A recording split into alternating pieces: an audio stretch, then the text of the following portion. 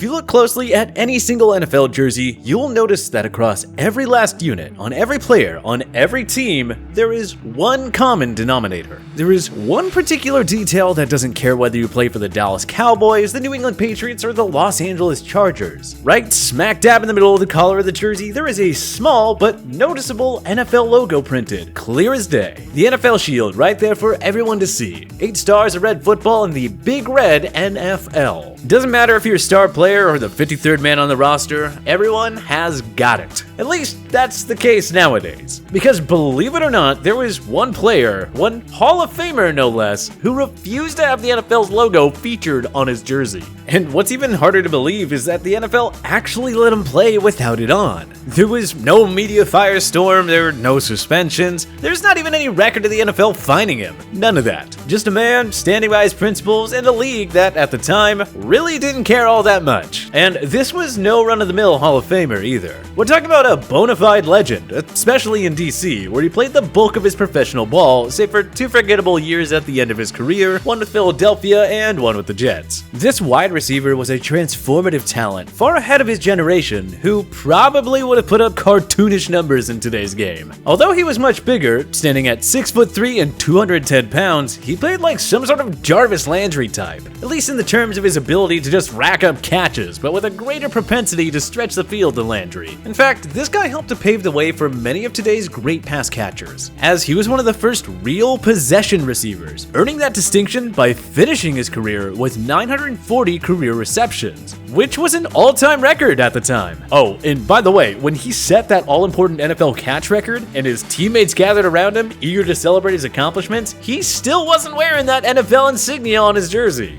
But of course, if you look behind him at the defensive back giving chase, there it is, clear as day in the middle of his collar, which honestly makes for a rather hilarious photograph. The only thing that would make it better is if he would have been able to hold on to that record for decades. If you haven't figured it out by this point, thank you for being patient with us. We are talking about none other than former Washington football team great wide receiver Art Monk. Not only did the crafty receiver have an A+ name for a football player, but he was really an amazing talent on the field. Monk holds pretty much every Washington receiving record in the book. Barring a couple of injury-plagued years, Monk's production was steady, even during his worst seasons. And his peak was scary. I mean, during his 1984 campaign, which was a career year for Monk, he racked up 1,372 receiving yards and 7 touchdowns. Not to mention 106 total receptions. And remember, this was a time when no one was catching that many passes. At the time, he was just the 3rd receiver ever to eclipse 100 catches in a season, and the first to do so in 20 years.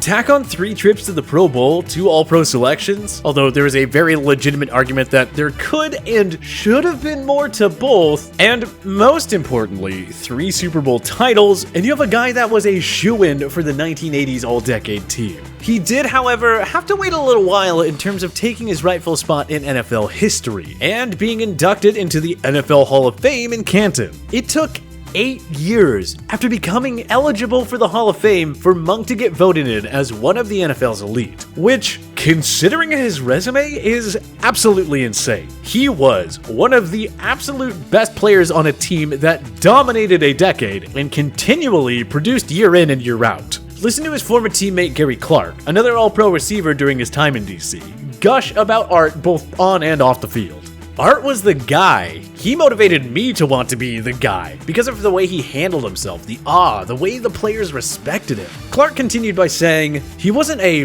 rah-rah guy, but when he did speak, he was kind of like Joe Gibbs. When Joe spoke, you listened.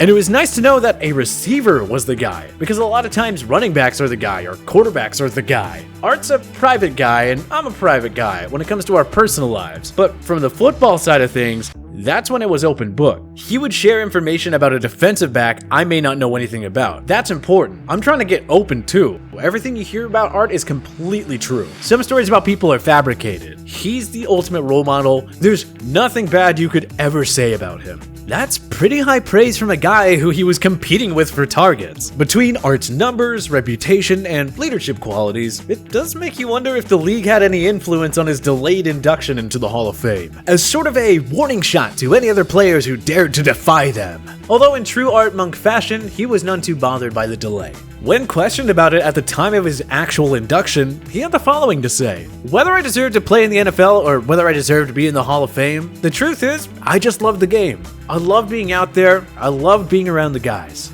In actuality, it's more likely that the media was none too fond of Monk, who wasn't much for press conferences or interviews. He was just about getting the job done on the field, and that was it. Although, the idea that the NFL or the media was hesitant to induct Monk is purely speculation. If you ask me though, it's definitely worth a thought, because on the field, Monk was a special talent. Not to mention the fact that by all accounts, Monk was one of the most upstanding guys to ever play the game. He really only cared about two things: playing football, spending time with his family, once stating that everything else was a distraction. His outlook on life does kind of add to the mystique of his decision to rebuke the league's branding on his jersey. I mean, you might expect that kind of move from a Terrell Owens type, who was always acting out for attention or continuously butting heads with the NFL brass, but Art Monk? It's downright shocking that Monk, of all people, was the guy choosing defiance over compliance and opting out of wearing the NFL logo on his jersey.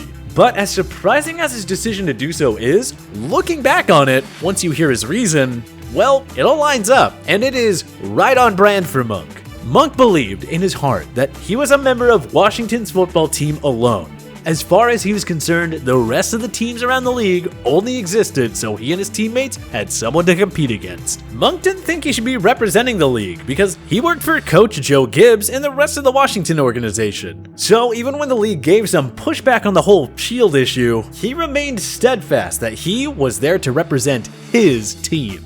I mean, he even did it in the Super Bowl. Look at him, pummeling a Bills tackler and no logo to be found. But if you look at Mark Rypien during the very same game, there it is, front and center. And listen, as hard as it is to believe with the way that the league operates nowadays, somehow this actually wasn't a big deal at the time. Nowadays, the NFL has become increasingly strict in terms of complying with their procedures and policies for everything under the sun, including uniforms. But back then, most pieces of the dress code were merely suggestions, and Monk treated the NFL logo as exactly that. Optional. So before pretty much every game, he had the team's equipment manager remove the patch from his jersey, and the NFL didn't do all that much to stop it. After all, this was 40 some odd years ago. While the NFL was big and certainly influential across the country, it was not the corporate giant that it is today. I mean, nowadays, the NFL has over 60 people on the payroll whose only job is to ensure that all the players are in uniform compliance before a game, meaning that they double check whether or not the players have their protective equipment in place and that the league's business interests are protected, which in all honesty, sadly, is probably more important to the NFL for financial interests rather than the health and safety of its players. The thing with Geno is this right here. What's that? His undershirt can't show. His jersey can be anywhere he wants, but his undershirt can't show. He's got a green undershirt, so it's going to look like he's, Right, gotcha. I'll tell him. I can't have that. At least if you read the wording in the NFL's game operations manual, that seems to be the case. Check out this excerpt from the manual. A player's appearance on the field conveys a message regarding the image of the league and directly affects the league's reputation and success. This coded language means that the NFL can basically tell its players what they can and cannot wear during a game with pretty much unilateral power. Which is why we've seen an emphasis over the past 10 to 15 years on players tucking in their uniforms, and the progressive outlawing of certain headwear like bandanas. All because the NFL wants to ensure, without a shadow of a doubt, that its business interests are protected. Which means that before every game, players' unis are scoured for any potential violations, and obviously having the shield removed from the collar would qualify as such, even if that means taking a lot of personality out of the game.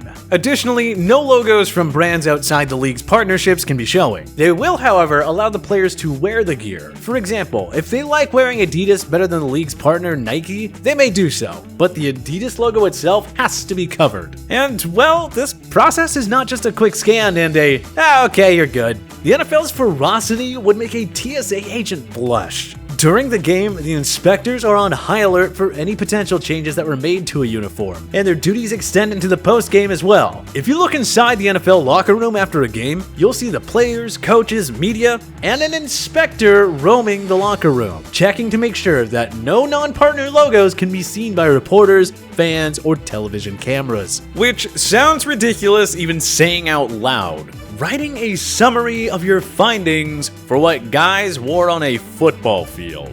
But I digress. Although as a player, he may never get the credit that he fully deserves, as he sacrificed a lot of personal glory while fitting into the system for those great Washington teams, Art Monk was a special talent who helped change the way the NFL approached the passing game. And as he continued to succeed year in and year out, he did it without the NFL logo on his jersey, simply because he didn't believe in the message it sent. It almost makes me want to purchase an Art Monk jersey, even if I have to remove the logo myself once it arrives. But hey, who's your favorite wide receiver in NFL history? Join us in that comment section below. If you liked this video and learned a thing or two, clicking the like button helps out a ton, and we certainly appreciate it. If this is your first time coming around to TPS though, subscribing is a great idea, because we put out videos like this every single day. But as always, thank you for watching, and we'll see you guys next time.